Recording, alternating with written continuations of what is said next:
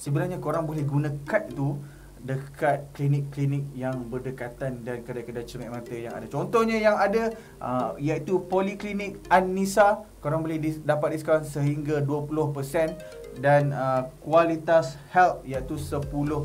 Bagi Iwan, Kualitas dengan Poliklinik An-Nisa ni sebenarnya antara klinik-klinik yang famous juga. Korang kena pergi.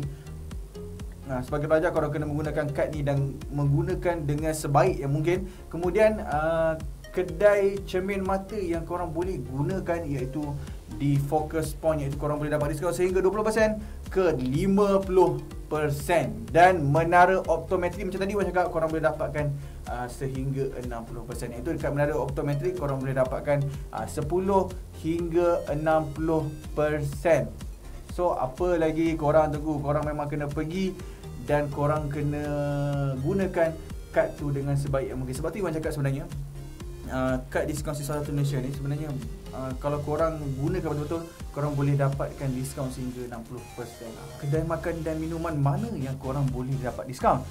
Antaranya korang dapat makan KFC, korang dapat diskaun 5% bro. So mana tahu KFC ni ada kedai-kedai selalu korang makan kan. So apa kata korang gunakan kad tu yang sebaik mungkin untuk korang dapatkan diskaun sebanyak 5%.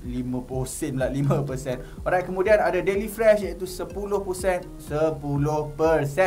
ANW 50%. Wow. So korang boleh gunakan kad siswa, kad diskaun siswa satu Malaysia ni di ANW dan korang boleh dapatkan sehingga 50% diskaun. Wow. Kemudian korang boleh ke Coffee Berry iaitu 20% diskaun. The Chicken Rice Shop, korang boleh dapatkan student meal dengan harga RM9.90 per net lah. Kemudian di restoran Kenny Crab 10%.